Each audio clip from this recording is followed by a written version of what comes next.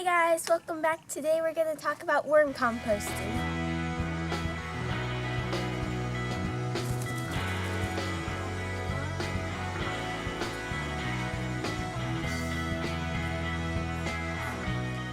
Hello everyone. Hi everybody, welcome back. This video has 2 points today. One is to talk about our awesome worm composting bins. And the other one is to talk about how we make free fertilizer. This is our second free fertilizer video. If you've watched the stink bucket video, you'll know that we've got a few ways that we get free fertilizer for our plants, and the worm bins are one of those ways. Our first, if you followed along with our videos, you might have seen our first worm bin video, and we started it in January. It is now November, so the worm bin is 10 months old. Now, they did so good that we actually split the bins into two because we were just really loving the worm castings and the worm tea so much, and the worms were reproducing at such a great rate that we decided to go ahead and build a second giant tub. You want to step aside and kind of point that out? The second tub? Ta-da! It's right there. And it's doing really well as well. It doesn't have quite the same worm population as the original bin quite yet, but it's been going for a few months and it's looking really, really well. So today is worm feeding day. We're going to open up these bins and go ahead and show you what it's like to feed the worms and show you what we do to kind of feed and take care of them. We feed them once a week, and we're going to go ahead and do that now. Okay, so we have just opened the worm bins, and why don't you tell us what we're looking at here? This piece of cardboard is for putting on top of the worm bedding so that all the worms feel safe and stay moist. Very good. All right, you want to go ahead and pull that back and let's see what's underneath? All right. We have worm bedding, shredded paper. You can see some worm castings here, and also there are some sprouts in there. And this is what happens if you put seeds in your worm bin. You will end up with little seeds sprouting. These are probably squash seeds because I did throw some squash pulp in here a couple weeks ago. And as you see, it stays kind of warm and damp in here, so seeds will sprout. If you want to save them, you can. You can pull them out and plant them in your garden. It is November. I do not have enough time left in the year to grow squash plants, so that would be pointless right now. So I'm not even going to worry about them. As I dig through the bedding, they'll just get dug up and they will actually die and decompose, and the worms will eat them. So it's perfectly fine. Now, as we're looking in here, we can see worms. Lots of worms. And yep, I see more seeds. Here, you want to dig out some worms? And I'll see if I can get a little closer so everybody can see what's going on down here. Look at these worms. Lovely, healthy worms. Looking for food, because I don't see any of the food left that I've given them. All I see is sprouts everywhere, so they're definitely ready for feeding.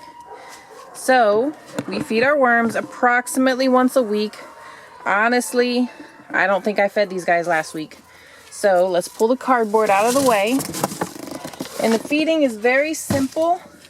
All we have to do, we give like a light fluffing of the bedding just to make sure it's aerated and nothing gets compacted down and becomes anaerobic and you get bacteria growing in it and stuff. You just give it a light fluffing, and then we're going to sprinkle their food over the top. Do you want to go ahead and give it like a light, just mixing of the top couple of inches?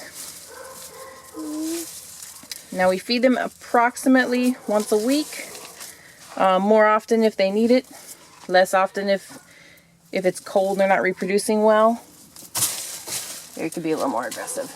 We use, oops, look at all these worms.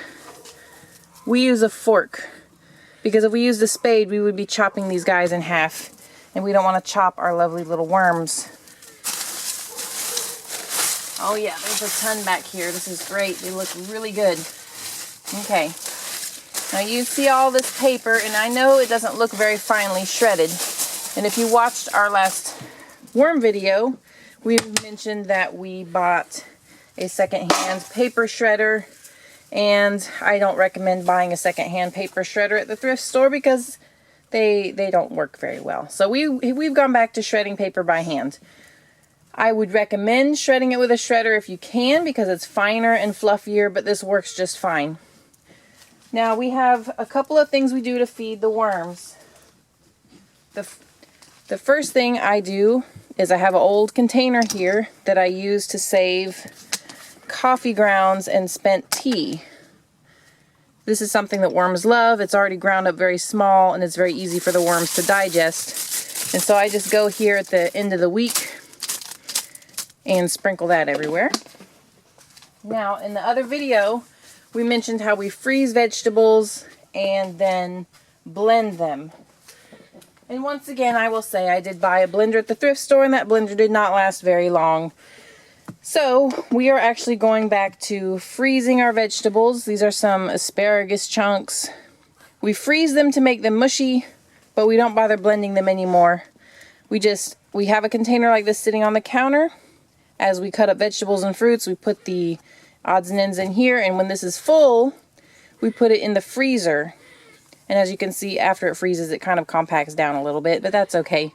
And it comes out, it's mushy and not very difficult for the worms to eat. So we go ahead and sprinkle our vegetable matter all over the place in here. Now, I do recommend blending it if you are wanting to grow your worms extra quickly, because that's the easiest way for the worms to eat. So if you are trying to get your worms to really produce and really multiply, freezing it and then blending it is your best bet. But freezing it by itself is just fine too. Now, you can also feed raw vegetable material. It just takes longer for the worms to eat it. And I have some things here from this morning and last night, so I thought I'd throw a few chunks in there. And that's about it for feeding. Now we are going to go ahead and shred up some paper and cover up what we just fed them. And basically we just rip it up by hand and cover up whatever we just fed them.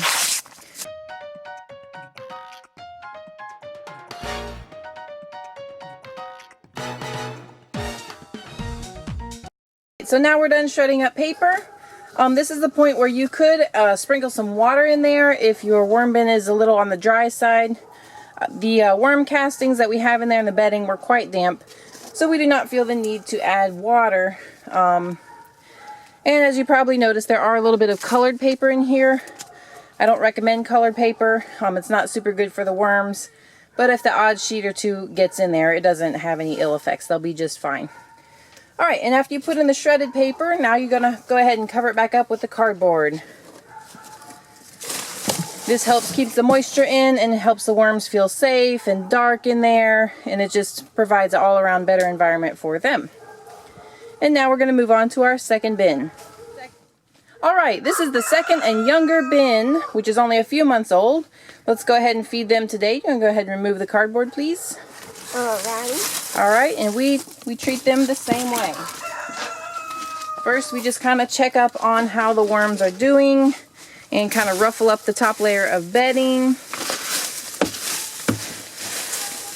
As you can see, it's not as deep, and just like the other worm bin, we put some sticks and things in the bottom to slowly decompose over time and also kind of help keep the bedding a little more aerated by having the sticks in there. Now, something else we're looking for while we're in here are black soldier fly larvae. Not long after we started our first bin, we started finding these black soldier fly larvae in here. And at first it annoyed me. I would pick them out and feed them to the chickens.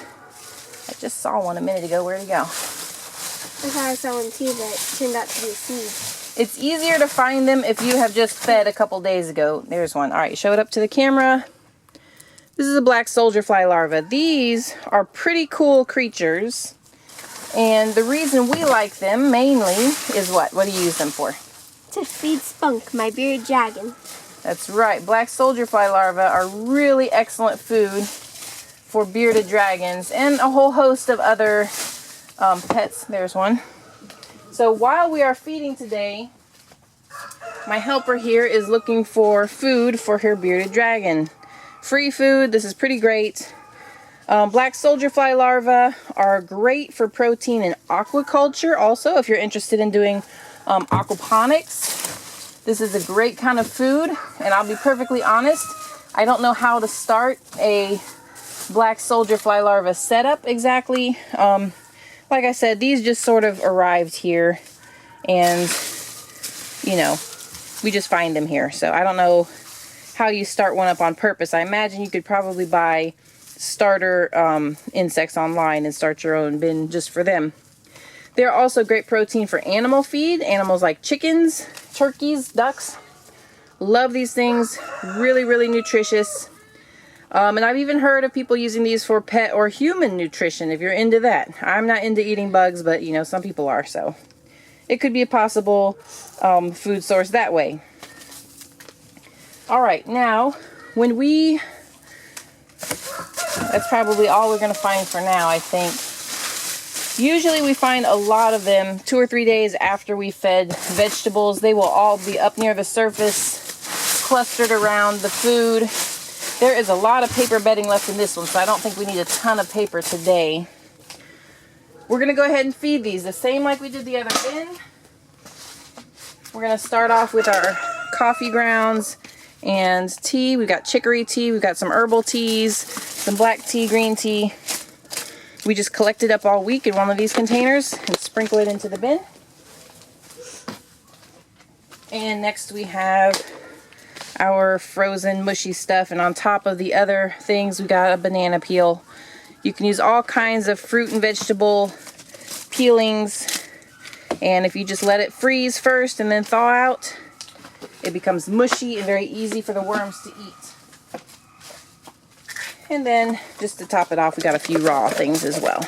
Now if we come out here in a couple days, we'll probably find plenty of black soldier fly larvae as well. So that looks great. Before we put that back, we need to put a little paper on there. So let's go ahead and rip up some paper. All right, so we have covered that up, and now we can go ahead and put the cardboard back over the top of that, and the worms are pretty much fed.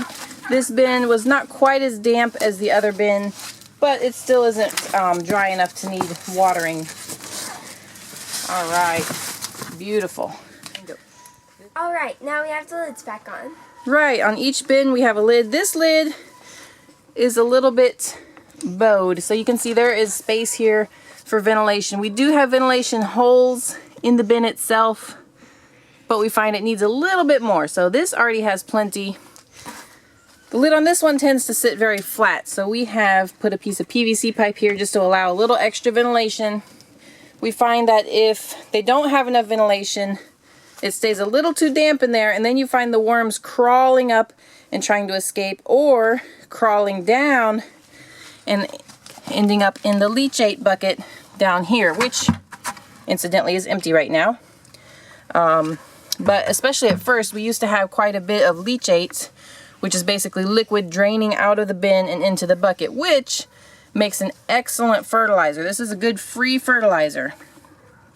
Now, since the bin has matured and we've given it more aeration, we haven't had any leachate. So, how do we use our bins for fertilizer in that way? There's two ways. One is you can make it rain in there. You can water it down really good. It doesn't hurt to rinse them out like that once in a while.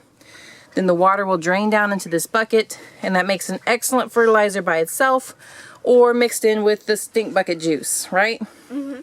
And the other way is you can scoop out a couple cups of worm castings, put them in that bucket, and fill it up with water and mix it really good, and that makes another really good free fertilizer.